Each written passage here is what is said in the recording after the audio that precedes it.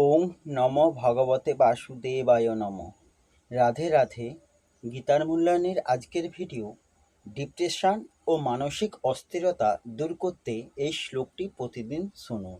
শ্রীমদ্ ভগবদ্ গীতার ষষ্ঠ অধ্যায়ে 11 নম্বর শ্লোক থেকে জানব।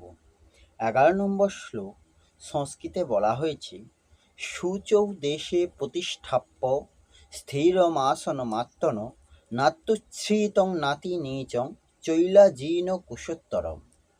এই শ্লোকের অনুবাদ হল, যোগ অভ্যাসের জন্য যোগী কুশাসনের উপর মৃগ চর্মের আসন ও তার উপরে বস্ত্রাসন রেখে অতি উচ্চ বা অতি নিচু না করে সেই আসন পবিত্র স্থানে স্থাপনপূর্বক তাতে অসীম হবে সেখানে উপবিষ্ট হয়ে চিত্তশুদ্ধির জন্য চিত্ত ইন্দ্রিয় ক্রিয়া সংযতপূর্বক মনকে একাগ্র করে যোগ অভ্যাস করবেন। এই শ্লোকের অপর একটি অনুবাদ হল, পবিত্র স্থানে ক্রমশ কুশ মৃগচর্ম এবং তার উপর বস্ত্রাবৃত করে আসন স্থাপন করবে।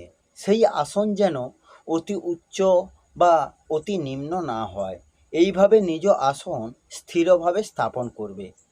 এই শ্লোকে ব্যাখ্যা হল, শুচৌ দেশে অর্থাৎ ভূমি দুই প্রকারের শুদ্ধ হয়। প্রথমত স্বাভাবিক শুদ্ধ স্থান, যেমন গঙ্গার ধার, বনাঞ্চল, তুলসী, আমলকি, বট ইত্যাদি পবিত্র বৃক্ষের পাশে স্থান প্রভৃতি। এবং দ্বিতীয় হচ্ছে যে স্থান শুদ্ধ করা হয়েছে, যেমন গোময় দিয়ে জায়গাটি পরিষ্কার করা হয়েছে অথবা জল ছিটিয়ে শুদ্ধ করা হয়েছে। যেখানে মাটি আছে সেখানে ওপরে 4-5 আঙুল মাটি তুলে ফেলে জমি শুদ্ধ করা হয়। এরূপ স্বাভাবিক অথবা শুদ্ধ করা সমতল জমিতে কাঠ বা পাথরের চৌকি ইত্যাদি পেতে নিতে হয়। চৈলাজিন কুশোত্তরম।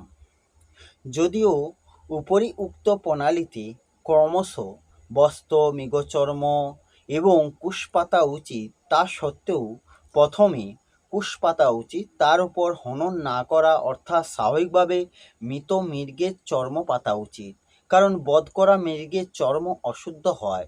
যদি এরূপ মৃগচর্ম না পাওয়া যায় তবে কুশের উপর চটের আসন অথবা উলের কম্বল পাতা উচিত এবং তার উপর কমল সুতির বস্ত্র পাততে হবে। ভগবানের বরাহ অবতার রূপে লোম থেকে উৎপন্ন হওয়া কুশকে পবিত্র বলে মানা হয়, তাই তার থেকে তৈরি আসন কাজে নেওয়া হয়। গ্রহণ ইত্যাদির সময় শুদ্ধির জন্য বিভিন্ন দ্রব্য এবং কাপড় ইত্যাদির মধ্যে কুশ রাখা হয়। পবিত্রীকরণ, প্রক্ষণ ইত্যাদির সময়ও কুশ দিয়ে কাজ করা হয়। তাই ভগবান কুশ বিছাবার নির্দেশ দিয়েছেন। কুশ যাতে দেহে ব্যথা না দেয় এবং আমাদের শরীরে যে বিদ্যুৎ শক্তি থাকে যাতে আসনের মধ্য দিয়ে ভূমিতে না চলে যায়, সেই জন্য মৃগচর্ম পাতার বিধান দেওয়া হয়েছে। মৃগচর্মের লোম শরীরে যাতে না লাগে এবং আসন নরম থাকে, সেই জন্য মৃগচর্মের উপর শুদ্ধ সুতির বস্ত্র পাতার কথা বলা হয়েছে। মৃগচর্মের পরিবর্তে যদি কম্বল পাতা হয় যাতে গরম না লাগে, সেই জন্য তার উপর সুতির বস্ত্র বিছাতে হয়।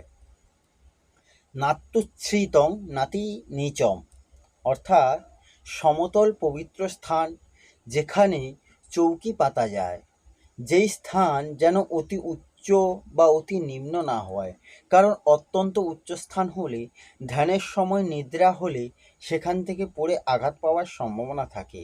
আবার অত্যন্ত নিম্নস্থান হলে নানান রকম ছোটোখাটো কীটপতঙ্গ শরীরে উঠে কামড় দিলে ধ্যানে বিক্ষেপ হওয়ার সম্ভাবনা থাকে। সেই জন্য অতি উঁচু বা অতি নিচু জায়গায় আসন করতে নিষেধ করা হয়েছে। প্রতিষ্ঠাপ্য স্থিরামাসন মাত্তন অর্থাৎ ধ্যানের জন্য যে আসন, চৌকি বা তক্তা পাতা হবে তা যেন নড়বড়ে না হয়। জমির ওপর তার 4টি পায়া যেন ঠিকমতো স্থির থাকে। যে আসনে বসে ধ্যানাদি করা হয় সেটি নিজস্ব হওয়া উচিত, অন্যের নয়। অপরের আসন গ্রহণ করলে তাতে অপরের পরমাণু থেকে যায়। তাই এ স্থানে আত্মন পদ্রির দ্বারা নিজ নিজ আসন পৃথক রাখার বিধান দেওয়া হয়েছে। এইভাবে গোমুখী, মালা, সন্ধ্যারতি, পঞ্চপাত্র, আচমন, পাত্র ইত্যাদি নিজস্ব আলাদা রাখা উচিত। শাস্ত্রেও বলা হয়েছে আছে যে অপরের বসার আসন, পরবার জুতো, খড়ম, জামা ইত্যাদি ব্যবহার করলে তার পাপ ও পুণ্যের ভাগীদার হতে হয়। পুণ্যাত্মা সাধু পুরুষের আসনেও বসা উচিত নয়, কারণ তাদের আসন, বস্ত্র ইত্যাদি পায়ে লাগলে তাদের অমর্যাদা হয়, এতে অপরাধ হয়। এই হলো শ্রীমদ্ ভগবদ্গীতার ষষ্ঠ অধ্যায়ের ধ্যানযোগের 11 নম্বর শ্লোকের অনুবাদ সহ ব্যাখ্যা। আসবো পরের ভিডিওতে। রাধে রাধে। জয় শ্রীকৃষ্ণ। জয় গীতা।